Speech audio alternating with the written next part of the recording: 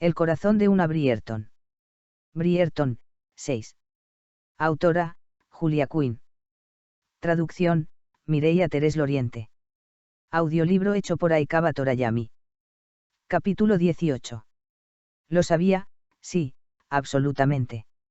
De una carta de Michael Sterling a su madre, Ellen, 3 años después de su llegada a India. La mañana siguiente fue la peor que Francesca podía recordar de ese último tiempo. Lo único que deseaba era llorar, pero incluso eso le parecía imposible. Las lágrimas eran para las inocentes, y ese era un adjetivo que no podía volver a emplear nunca más para definirse a sí misma. Esa mañana se odiaba por haber traicionado a su corazón, haber traicionado hasta su último principio, y todo por un momento de perversa pasión.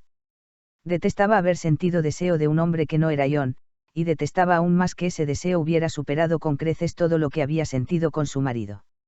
Su cama de matrimonio había sido de risas y pasión, pero nada de eso podría haberla preparado para la perversa excitación que sentía cuando Michael le susurraba al oído todas las cosas pícaras que deseaba hacer con ella. Ni para la explosión que siguió, cuando él cumplió sus promesas. Detestaba que hubiera ocurrido todo eso, y detestaba que hubiera ocurrido con Michael, porque en cierto modo eso lo hacía triplemente malo. Y por encima de todo, lo odiaba a él por haberle pedido permiso, porque en cada paso, incluso cuando sus manos la seducían sin piedad, se aseguró de que ella estuviera bien dispuesta, y ahora ella no podía alegar que se había dejado llevar, que había sido impotente ante la fuerza de su pasión. Y en ese momento, a la mañana siguiente, comprendía que ya no sabía diferenciar entre cobarde y tonta, al menos en lo que se refería a ella. Estaba claro que era ambas cosas, y muy posiblemente podía añadir el adjetivo, inmadura, a la definición. Porque lo único que deseaba era huir. Era capaz de afrontar las consecuencias de sus actos. Ciertamente eso era lo que debía hacer.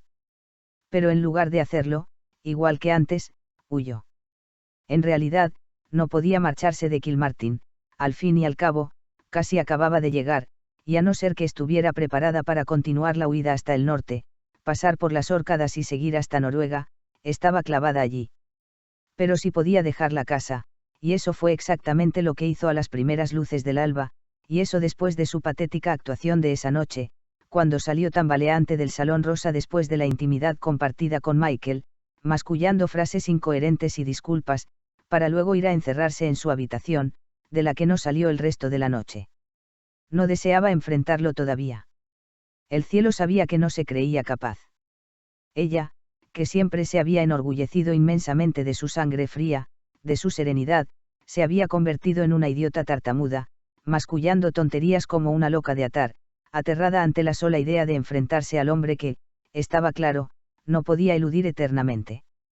Pero si lograba eludirlo un día, se decía, eso ya era algo. Y en cuanto al mañana, bueno, ya se ocuparía del mañana en otro momento. Mañana, tal vez. Por el momento, lo único que deseaba hacer era huir de sus problemas. El valor, ya estaba totalmente segura, era una virtud muy sobrevalorada. No sabía a dónde quería ir, a cualquier lugar que se pudiera llamar, fuera, cualquier lugar donde pudiera decirse que las posibilidades de encontrarse con Michael eran mínimas. Y entonces, dado que, como estaba convencida, ningún poder superior se inclinaba a mostrarle benevolencia nunca más, comenzó a llover, cuando solo llevaba 1 hora caminando. Comenzó con una suave llovizna, que no tardó en convertirse en un verdadero aguacero. Se cobijó debajo de la frondosa copa de un árbol y se resignó a esperar allí hasta que amainara la lluvia. Cuando ya llevaba 20 minutos pasando el peso de un pie al otro, se sentó en el suelo mojado, mandando al cuerno la limpieza. Puesto que iba a estar allí un buen rato, bien podía estar cómoda, ya que no iba a estar ni seca ni abrigada. Y, lógicamente, allí fue donde la encontró Michael 2 horas después. Buen Dios, o sea que la había buscado. Es que no se podía contar con que un hombre se comportara como un canalla cuando importaba. Hay espacio para mí ahí. Gritó él, para hacerse oír por encima del ruido de la lluvia. No para ti y tu caballo, gruñó ella. ¿Qué has dicho? No. Lógicamente él no le hizo caso, puso al caballo debajo del árbol, lo ató flojamente a una rama baja y se apeó de un salto. Santo cielo, Francesca, dijo, sin ningún preámbulo. ¿Qué haces aquí? Y buenos días tengas, también, masculló ella. ¿Tienes una idea del rato que llevo buscándote? Todo el tiempo que he estado refugiada debajo de este árbol, me imagino. Tal vez debería sentirse contenta de que él hubiera venido a rescatarla, y aunque sus temblorosas piernas le hacían comezón por saltar al caballo y alejarse, el resto de ella seguía de mal humor y muy dispuesto a llevar la contraria, simplemente por las ganas de llevar la contraria. Nada pone a una mujer de peor ánimo que una buena paliza de desprecio por sí misma. Aunque, pensó, bastante irritada, él tenía su parte de culpa en el desastre de esa noche. Y si suponía que toda su letanía de aterrados, lo siento, de después del desastre significaban que lo eximía de culpa, estaba muy equivocado. Vamos, entonces, dijo él enérgicamente, haciendo un gesto hacia el caballo. Ella no lo miró a la cara, mantuvo la mirada fija en su hombro. La lluvia está amainando. En China, tal vez. Estoy muy bien, mintió ella. Vamos, Francesca, por el amor de Dios, dijo él, en tono abrupto, ódiame todo que quieras, pero no seas idiota. Es demasiado tarde para eso, musitó ella en voz baja. Es posible, convino él, lo que demostraba que tenía un oído fastidiosamente bueno, pero tengo un frío terrible y deseo estar en casa. Cree lo que quieras, pero en este momento siento mucho más deseo por una taza de té que por ti. Y eso debería haberla tranquilizado, pero lo único que deseó fue arrojarle una piedra a la cabeza. Pero entonces, tal vez solo para demostrar que su alma no iba en dirección inmediata hacia un lugar calentito, la lluvia amainó, no del todo, pero lo suficiente para darle un cariz de verdad a su mentira. El sol no tardará en salir, dijo, haciendo un amplio gesto hacia la llovizna. ¿Y piensas quedarte en el campo 6 horas hasta que se seque tu vestido? Preguntó él con la voz arrastrada. ¿O prefieres una fiebre pulmonar prolongada? Entonces ella lo miró a los ojos. Eres un hombre horrendo. Vamos, rió él, esa es la primera cosa veraz que has dicho esta mañana. Es posible que no entiendas que deseo estar sola. Replicó ella. Es posible que tú no entiendas que no deseo que te mueras de neumonía. Sube al caballo, Francesca, ordenó, en el tono que ella imaginaba que él empleaba con sus soldados en Francia. Cuando estemos en casa puedes sentirte libre para encerrarte en tu habitación 2 semanas completas si se te antoja, pero ahora, no podemos salir de la lluvia. Era tentador, claro, pero más que eso, era horrorosamente irritante, porque lo que él decía no era otra cosa que de sentido común, y lo último que deseaba ella era que él tuviera razón en algo. Sobre todo porque tenía la deprimente sensación de que necesitaría más de 2 semanas para dejar atrás lo ocurrido esa noche. Necesitaría toda una vida. Michael, dijo, con la esperanza de apelar a alguna parte de él que se apiadara de las mujeres patéticas y temblorosas. No puedo estar contigo en estos momentos. Durante una cabalgada de 20 minutos. Ladró él. Y antes de que ella tuviera la presencia de ánimo para gritar irritada, él la puso de pie de un tirón, la levantó en vilo y la montó en el caballo. Michael. Gritó. Lamentablemente no lo has dicho en los tonos que te oí anoche, dijo él, sarcástico. Ella lo golpeó. Eso es merecido, dijo él, montando detrás de ella, y luego moviéndose diabólicamente hasta que ella se vio obligada, por la forma de la silla, a quedar parcialmente montada en su regazo, pero no tanto como tú te mereces unos buenos azotes por tu estupidez. Ella ahogó una exclamación. Si querías que me arrodillara a tus pies suplicando tu perdón, continuó él, con los labios escandalosamente cerca de su oído, no deberías haberte portado como una idiota saliendo con esta lluvia. No estaba lloviendo cuando salí, repuso ella, como una niñita, y se le escapó un «oh» de sorpresa cuando él azuzó al caballo y lo puso en marcha. Entonces, claro, deseó tener algo distinto a los muslos de él para mantener el equilibrio. O que él no la sujetara tan firme con el brazo, ni lo pusiera tan alto sobre su caja torácica. Buen Dios, sus pechos iban prácticamente apoyados en su antebrazo. Eso sin tener en cuenta que iba sentada entre sus muslos, con el trasero presionándole. Bueno, por lo menos la lluvia servía para algo. Él tenía que estar tiritando de frío, lo cual podría ayudar muchísimo a su imaginación en mantener controlado su traicionero cuerpo. Pero claro, esa noche lo había visto, visto a Michael de una manera que jamás se imaginó que lo vería, en toda su espléndida gloria masculina. Y eso era lo peor de todo. Esa frase, espléndida gloria masculina, debería ser una broma, para decirla con sarcasmo y una sonrisa ladinamente perversa. Pero a Michael le sentaba a la perfección. Él sentaba a la perfección. Y ella había perdido hasta el último vestigio de cordura que le quedaba. Cabalgaban en silencio, o si no exactamente en silencio, al menos no hablaban. Pero había otros sonidos, mucho más peligrosos y amedrentadores. Ella iba totalmente consciente de cada respiración de él, la sentía pasar suave, susurrante por la oreja, y podía jurar que sentía los latidos de su corazón en la espalda. Además. «Maldición», exclamó él. «¿Qué pasa?», preguntó ella, tratando de girarse para verle la cara. «Félix va cojeando», masculló él, saltando al suelo. «¿Está muy mal?», preguntó ella, aceptando la mano que él le ofrecía en silencio para desmontar. «Se pondrá bien», contestó él, arrodillándose a examinarle la pata izquierda delantera al castrado. Inmediatamente se le hundieron las rodillas en el barro, estropeándose los pantalones de montar. «Pero no nos puede llevar a los dos». «Creo que no podría llevarte a ti sola». Se incorporó y oteó el horizonte, para determinar en qué parte de la propiedad estaban. «Tendremos que buscar cobijo en la antigua casa del jardinero», añadió, quitándose impaciente el pelo mojado de los ojos, que al instante le cayó sobre la frente. «La casa del jardinero», repitió ella, aunque sabía muy bien a qué se refería. Era una casa pequeña, de una sola habitación, que estaba deshabitada desde que el actual jardinero se mudó a una casa más grande al otro lado de la propiedad, pues su mujer dio a luz a gemelos. «¿No podemos irnos a casa?», preguntó algo desesperada. Lo último que necesitaba era estar a solas con él, atrapada en una acogedora casita que, si no recordaba mal, tenía una cama bastante grande.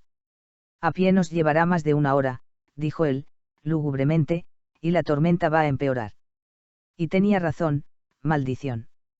El cielo había tomado un curioso tinte verdoso y las nubes tenían ese extraño resplandor que suele preceder a una tormenta de exquisita violencia. «Muy bien», dijo, tratando de tragarse la aprensión. No sabía qué la asustaba más, si estar clavada en un lugar bajo una tormenta o estar atrapada con Michael en una casa de una sola habitación. «Si corremos podemos llegar en unos minutos». «Oh, mejor dicho, tú puedes correr. Yo tendré que llevar a Félix. No sé cuánto le llevará a hacer el trayecto». Francesca se giró a mirarlo con los ojos entrecerrados. «No has hecho esto a propósito, ¿verdad?». Él se volvió hacia ella con una expresión atronadora, igualada de una manera terrible por el relámpago que atravesó el cielo. «Lo siento», se apresuró a decir, lamentando al instante sus palabras. Había ciertas cosas de las que no se podía de ninguna manera, ni por ningún motivo, acusar jamás a un caballero británico, de las cuales, la primera y principal era lesionar intencionadamente a un animal. «Te pido disculpas», añadió, en el momento en que un trueno hacía estremecer la tierra. «De verdad, disculpa. ¿Sabes llegar?», gritó él, para hacerse oír por encima de los truenos. Ella asintió. «¿Puedes encender el fuego mientras me esperas?». «Puedo intentarlo». «Ve, entonces», dijo él secamente. «Corre y caliéntate. Yo no tardaré en llegar». Ella echó a correr, aunque no sabía muy bien si iba corriendo hacia la casita o huyendo de él. Y teniendo en cuenta que él llegaría pocos minutos después que ella, importaba en realidad. Pero mientras corría, con las piernas doloridas y los pulmones a punto de reventar, la respuesta a esa pregunta no le parecía terriblemente importante. Se apoderó de ella el dolor del esfuerzo, solo igualado por los pinchazos de la lluvia en la cara. Pero todo le parecía extrañamente apropiado, como si no se mereciera más. Y probablemente no se lo merecía, pensó tristemente. Cuando Michael abrió la puerta de la casa del jardinero, estaba empapado hasta los huesos y tiritaba como un loco. Le había llevado mucho más tiempo del que había creído conducir a Félix hasta la casita, y cuando llegó allí, se encontró ante la tarea de encontrarle un lugar apropiado para atarlo, puesto que no podía dejarlo expuesto debajo de un árbol con esa tormenta. Finalmente logró improvisar un corral con techo en el lugar que antes era un gallinero, pero el resultado fue que cuando entró en la casa llevaba las manos ensangrentadas y las botas manchadas con asqueroso estiércol que la lluvia, inexplicablemente, no logró quitarle. Francesca estaba arrodillada junto al hogar, intentando encender el fuego. A juzgar por lo que farfullaba, sin mucho éxito. «¡Cielo santo!», exclamó al verlo. «¿Qué te ha pasado?». «Tuve problemas para encontrar un sitio donde atar a Félix», explicó con la voz áspera. «He tenido que construirle un refugio». «¿Con tus manos?». «No tenía otras herramientas», dijo él, encogiéndose de hombros. Ella miró nerviosa por la ventana. «Estará bien». «Eso espero», contestó él, sentándose en un taburete de 3 patas a quitarse las botas. No podía darle una palmada en el anca para enviarlo a casa con esa pata lesionada. «No, claro que no», dijo ella, y entonces apareció en su cara una expresión de horror, y se levantó de un salto, exclamando: «¿Y tú estarás bien?». Normalmente él habría agradecido su preocupación, pero le habría sido más fácil si supiera de qué hablaba. «¿A qué te refieres?», preguntó amablemente. «A la malaria», dijo ella, con cierta urgencia en la voz. «Estás empapado y acabas de tener un ataque. No quiero que te...». Se interrumpió, se aclaró la garganta y enderezó los hombros. «Mi preocupación no significa que me sienta más caritativa contigo que hace una hora, pero no quiero que sufras una recaída». A él le pasó por la mente la idea de mentir para conquistarse su compasión, pero al fin se limitó a decir: «No funciona así». «¿Estás seguro?». «Totalmente. Los enfriamientos no producen la enfermedad». «Ah», dijo ella, y se tomó un momento para asimilar la información. «Bueno, en ese caso». Apretó los labios de modo desagradable. «Continúa, entonces», concluyó. Michael le hizo una insolente venia y reanudó la tarea de quitarse las botas, se quitó la segunda con un firme tirón y luego puso las dos con sumo cuidado cerca de la puerta. «No las toques», dijo, distraído, caminando hacia el hogar. «Están asquerosas». «No he logrado encender el fuego», dijo ella, de pie cerca del hogar, decepcionada de sí misma. «Lo siento. Creo que no tengo mucha experiencia en eso. Pero encontré leña seca en el rincón», explicó indicando el par de leños que había puesto en el hogar. Él se acuclilló y se puso a la tarea de encender el fuego, todavía le dolían las manos por los arañazos que se había hecho al limpiar de zarzas el gallinero para hacerle un lugar a Félix. Le venía bien el dolor en realidad. Aunque fuera poca cosa, de todos modos le daba algo en que pensar que no fuera la mujer que estaba de pie detrás de él. Estaba enfadada. Debería haber esperado eso. Y en realidad lo esperaba, pero lo que no había esperado era lo mucho que eso le hería el orgullo y, con toda sinceridad, el corazón. Ya sabía, lógicamente, que ella no le declararía de repente un amor eterno después de un episodio de loca pasión, pero había sido lo bastante tonto para que una pequeña parte de él hubiera esperado ese resultado de todos modos. ¿Quién habría pensado que después de todos sus años de mala conducta, iba a surgir como un tonto romántico? Pero Francesca entraría finalmente en razón, estaba bastante seguro. Tendría que aceptarlo. Se había comprometido, y muy a fondo, pensó, sintiendo algo de satisfacción. Y si bien no era virgen, de todos modos eso significaba algo para una mujer de principios como Francesca. A él le correspondía tomar una decisión, esperaba que se le pasara la rabia o la pinchaba y presionaba hasta que ella aceptara lo inevitable de la situación. Seguro que eso último lo dejaría magullado, pero creía que presentaba una mayor posibilidad de éxito. Si la dejaba en paz, ella pensaría que el problema estaba olvidado, y tal vez encontraría una manera de fingir que no había ocurrido nada. «¿Lo encendiste?», preguntó ella, desde el otro extremo de la habitación. Él estuvo unos segundos más soplando una pequeña llamita y exhaló un suspiro de satisfacción cuando varias llamitas comenzaron a lamer los leños. «Tendré que soplar y atizar un rato más», dijo, girándose a mirarla. «Pero sí, dentro de un momento estará fuerte». «Estupendo», dijo ella. Retrocedió unos pasos hasta que quedó sentada en la cama.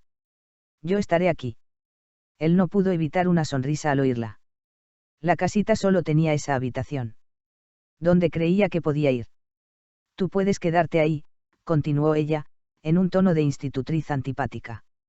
Él siguió la dirección de su brazo hacia el rincón opuesto. Sí. Creo que es mejor. Muy bien, contestó él, encogiéndose de hombros. Muy bien.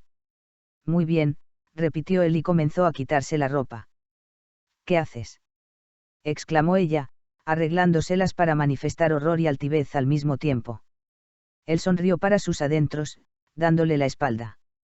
Te recomiendo que hagas lo mismo, dijo, frunciendo el ceño al ver la mancha de sangre que había en la manga de su camisa.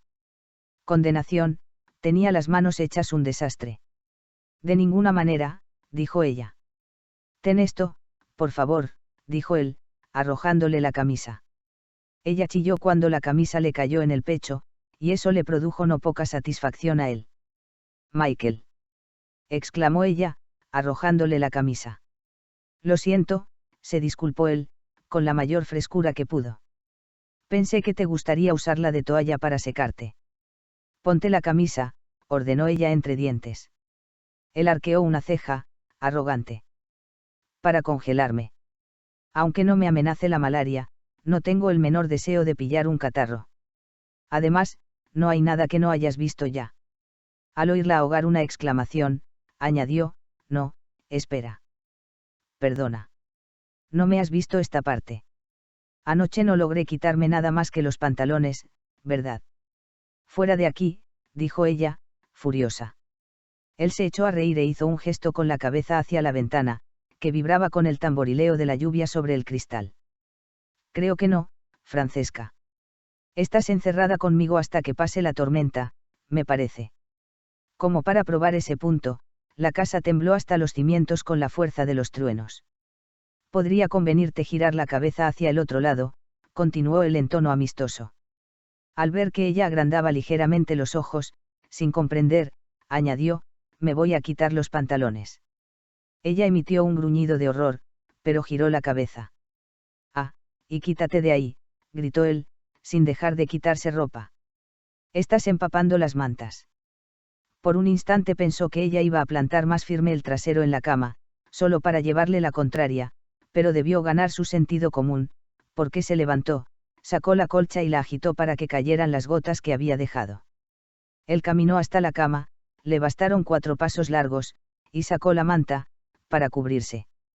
No era tan grande como la colcha que tenía ella, pero le iría bien. Estoy cubierto, avisó, cuando ya había vuelto a su rincón cerca del hogar.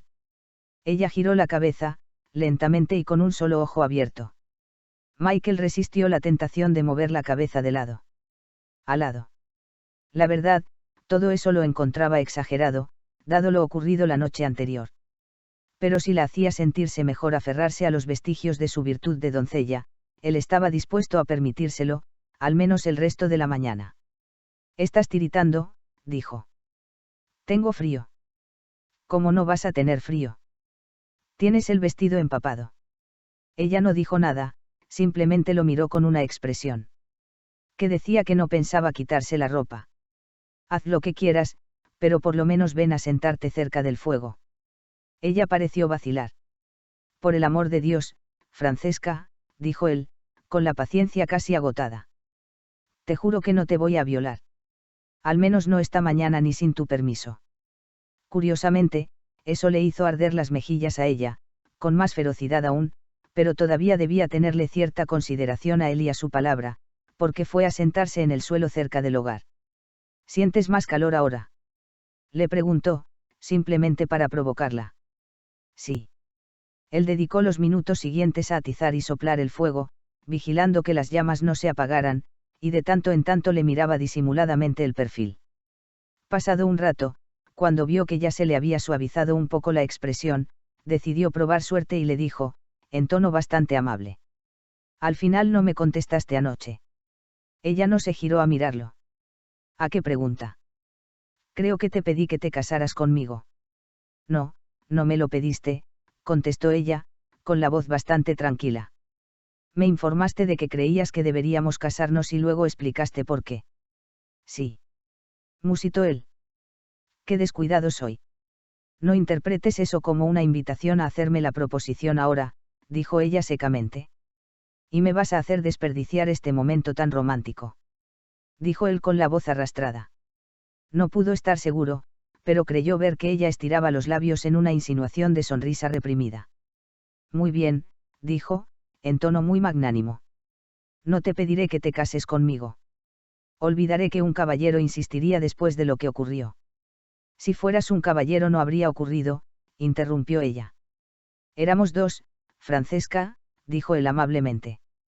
Lo sé, repuso ella, con tanta amargura que él lamentó haberla provocado. Por desgracia, al tomar la decisión de no continuar acosándola, se quedó sin nada que decir, eso no hablaba bien de él, pero así era. Así que se quedó callado, arrebujándose más la manta de lana alrededor del cuerpo, y mirándola disimuladamente de tanto en tanto, tratando de determinar si se estaría enfriando demasiado.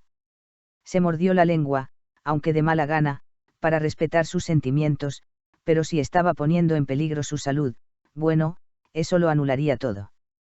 Pero no estaba tiritando y tampoco mostraba ningún signo de que sintiera un frío excesivo, aparte de la forma como tenía levantadas varias partes de la falda cerca del fuego, intentando inútilmente que se secara la tela. De tanto en tanto daba la impresión de que iba a hablar, pero luego cerraba la boca, mojándose los labios y exhalando suaves suspiros. Y entonces, sin siquiera mirarlo, dijo, lo consideraré. Él arqueó una ceja, esperando que continuara. Lo de casarme contigo, aclaró ella, sin dejar de mirar fijamente el fuego. Pero no te daré la respuesta ahora. Podrías estar embarazada, dijo él en voz baja. Eso lo sé muy bien. Se rodeó las rodillas dobladas con los brazos. Te daré la respuesta cuando tenga esa respuesta. Michael se enterró las uñas en las palmas. Le había hecho el amor en parte para forzarle la mano, no podía pasar por alto ese desagradable hecho, pero no con la intención de dejarla embarazada. Su intención había sido atarla a él con la pasión, no con un embarazo no planeado. Y ahora ella le decía, en esencia, que solamente se casaría con él por el bien de un bebé. Comprendo, dijo, pensando que la voz le salía muy tranquila, si tomaba en cuenta la oleada de furia que le corría por las venas. Furia que tal vez no tenía derecho a sentir, pero la sentía de todas maneras, y no era tan caballero como para no hacerle caso. Entonces es una lástima que haya prometido no violarte esta mañana, dijo en tono peligroso, sin poder resistirse a esbozar su sonrisa felina. Ella giró la cabeza para mirarlo. Podría, como se dice. Continuó él, rascándose ligeramente el contorno de la mandíbula, sellar el trato. O por lo menos disfrutar inmensamente intentándolo. Michael. Pero qué bien para mí que, según mi reloj, interrumpió él sacando el reloj del bolsillo de la chaqueta que había dejado sobre la mesa, solo faltan 5 minutos para el mediodía. No lo harías, susurró ella. Él no estaba de buen humor, pero sonrió de todas maneras. Me dejas poca opción. ¿Por qué? Él no supo que le preguntaba, pero de todos modos contestó, con la única verdad de la que no podía escapar. ¿Por qué tengo que hacerlo? Ella agrandó los ojos. ¿Me das un beso, Francesca? Ella negó con la cabeza. Estaban más o menos a 1,5 metros de distancia, y los dos estaban sentados en el suelo. Se le acercó arrastrándose, y el corazón se le aceleró al ver que ella no se alejaba. ¿Me permites que te bese? Musitó. Ella no se movió. Se le acercó más. Te dije que no te seduciría sin tu permiso, dijo, con la voz ronca, con los labios a solo unos dedos de los de ella. ¿Me besas, Francesca? Repitió. Ella se movió hacia él. Y él supo que era de él. Continuará.